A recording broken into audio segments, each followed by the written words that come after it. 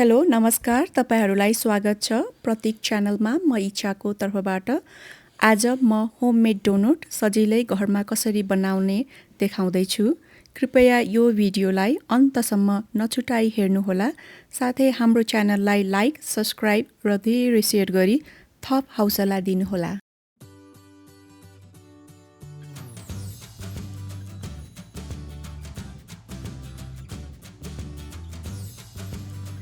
यसको लागि हामीलाई 2 र आधी कप मैदा चाहिन्छ, 1 कप दूध, 2 टेबलस्पुन butter, 2 टेबलस्पुन sugar, half teaspoon salt नुन र एउटा अन्डा अनि 2 टीस्पुन ड्राई इस्ट अनि तार्नको लागि डोनट तार्नको लागि भेजिटेबल ओइल कुनै पनि क्यानोला ओइल त फ्राइङ ओइल लिन सक्नुहुन्छ।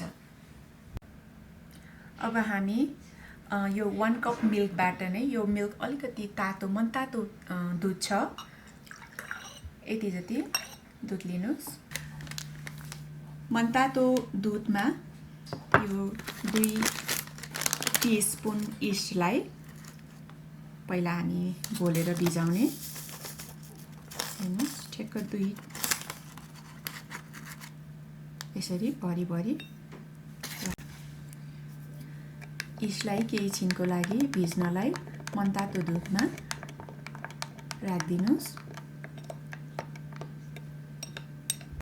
अब त्यसपछि एउटा अन्डा,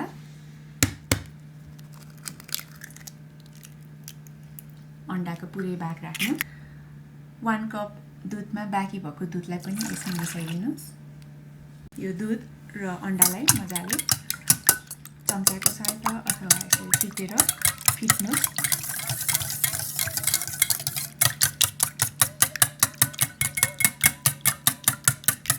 छुट्टै बलमा 2 कप र आधी कप मैदा यसरी भरी 2 कपले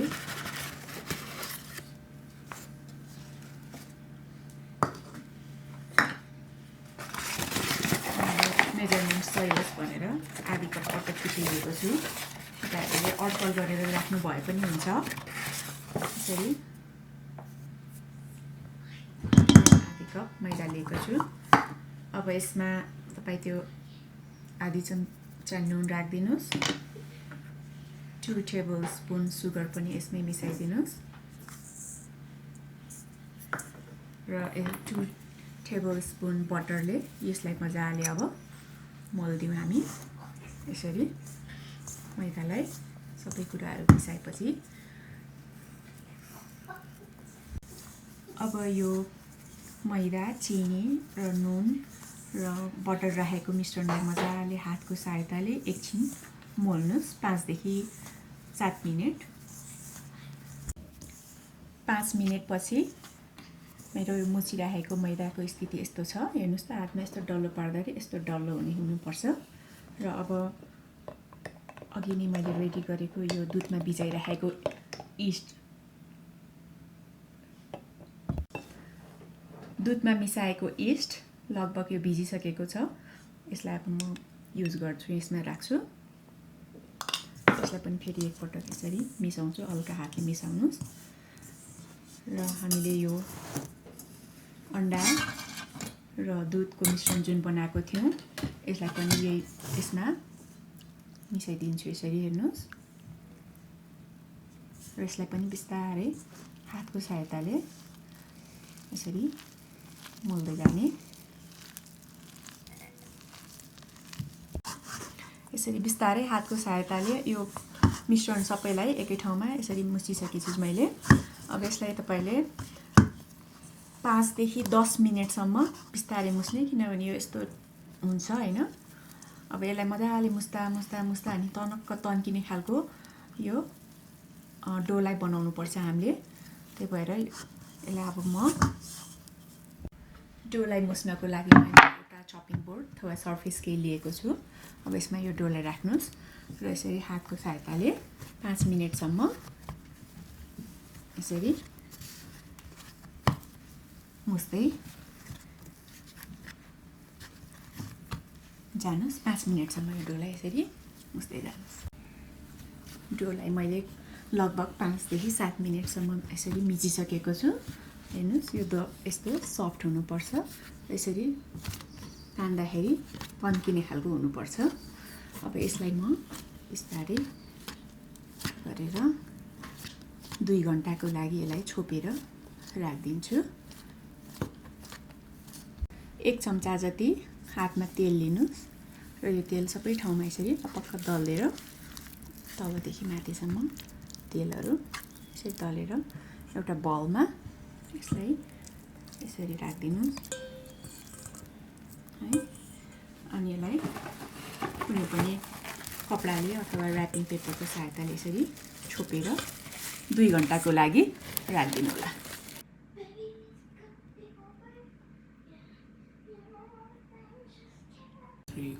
2 घण्टापछि हाम्रो अघि राखेको डो डबल नै फुलेर आएको छ। हेर्नुस् अब यो डोबाट हामीले हावा निकाल्नुपर्छ यसरी।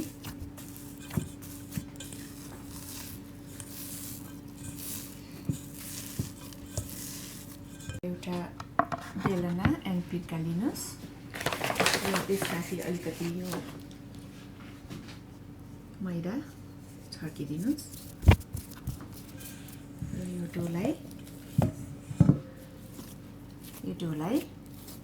यसरी फेरि हातले 1 मिनेट जति यसो नि राउन्ड एन्ड राउन्ड गरेर मिच्नुस्। 1 मिनेट जति हातले यसरी मिचिराख्नुहोस् हैन।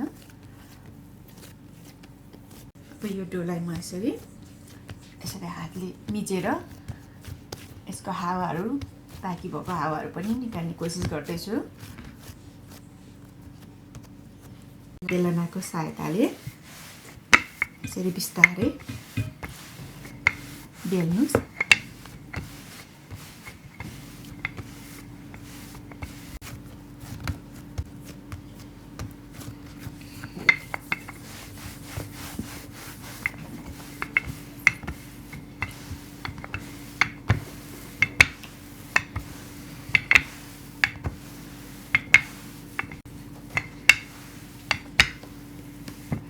यसरी बेलेको डोको यो थिकनेस 1 इन्च जति राख्नुस्, धेरै पातलो पनि नबनाउनु होला।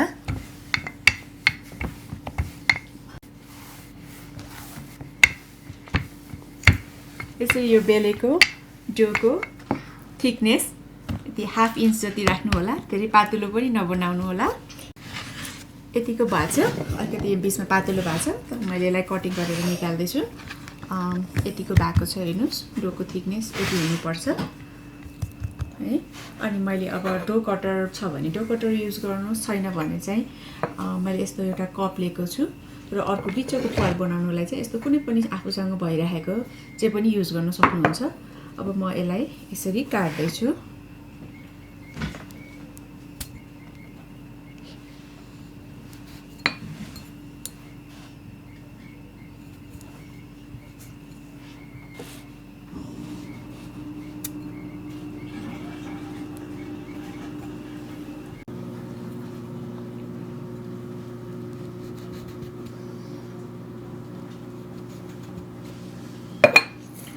र बिचको होलको लागि यो युज गरेछु, ठ्याक्कै यसलाई सेन्टर पारेर।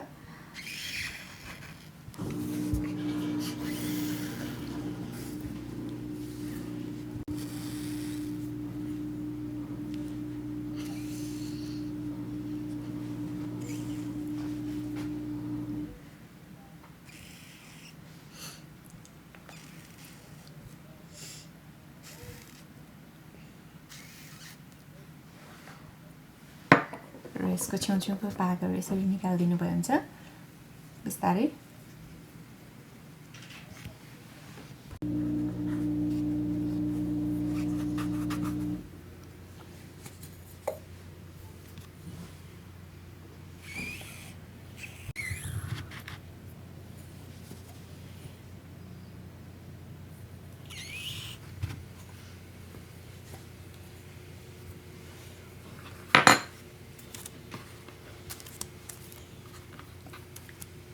अब यसलाई 15 मिनेटको लागि यसरी छोपिदिनुस् माथिबाट र 15 मिनेट रेस्ट गर्न राखिदिनुस् 10 देखि 15 मिनेट। त्यो बीचमा हामी यहाँ फ्ल्याट तावा भए फ्ल्याट खालको तावा लगाउनुस् र तेललाई तताउन राखिदिनुस् तातिनलाई मिडियम हाई हिटमा।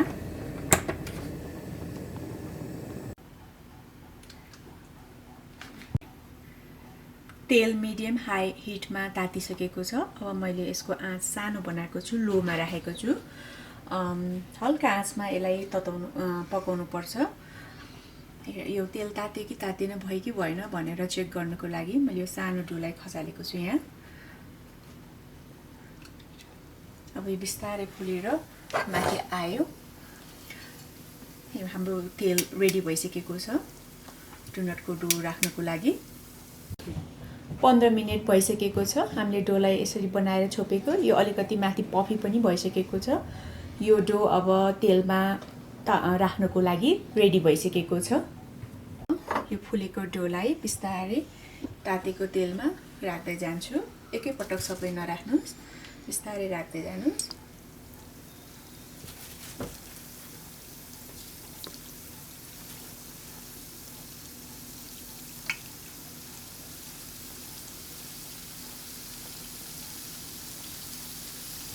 तपाईको भाँडाको साइज हेरेर हुन्छ। भाँडा ठुलो छ भने धेरै अट्छ एकैपटकमा, र भाँडा कडाई अलिकति सानो छ भने 3-4वटा गएर राख्दै जानुस्।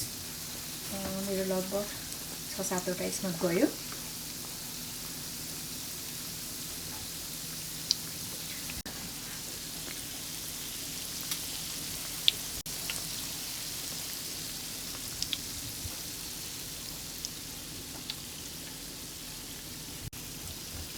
डोलाई सानो आँचमा बिस्तारै पकाउने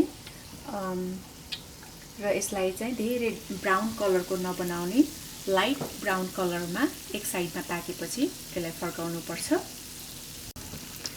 डो एक साइडमा गोल्डन ब्राउन भइसकेको छ। अब यसलाई फर्काउनलाई रेडी भइसकेको छ।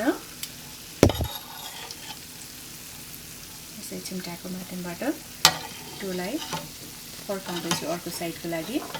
यसलाई धेरै डार्क ब्राउन नबनाउनुहोस्, धेरै क्रन्ची हुन्छ।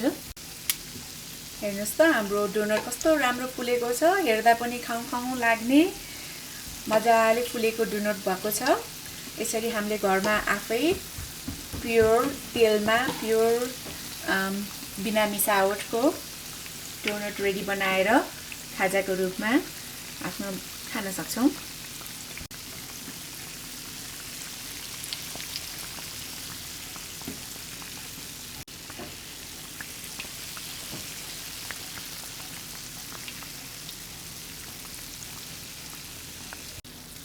डोनट दुवै तर्फबाट गोल्डन ब्राउन कलरको भइसकेको छ। हेर्नुहोस्।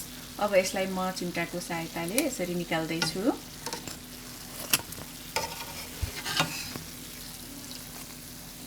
मजाले फुलेको छ यो डोनट। हेर्नुहोस्। अब यसरी म यसलाई बिस्तारै निकालेर यसको तेल तर्किँदैछ।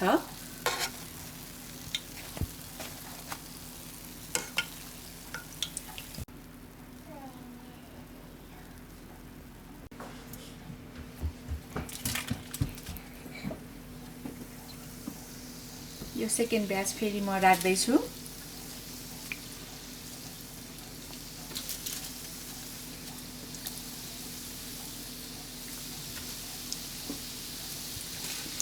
तपाईहरुले पनि घरमा यसरी बनाएर ट्राई गर्नुस्। सजिलो छ। धेरै ब्राउन नबनाउनुस्। यसलाई हल्का गोल्डन ब्राउन भएपछि एक साइडमा भएपछि अर्को साइडमा फर्काइदिनुस्। हेर्नुस् त यस्तो खालको हल्का गोल्डन ब्राउन भएपछि यसलाई फर्काउन रेडी भएको छ। यसलाई पनि अर्को साइडबाट त्यस्तै नै कलर ल्याएर रेडी हुन्छ। यो मैले यसलाई सबैलाई डोनटलाई बिस्तारै फर्काइसकेको छु।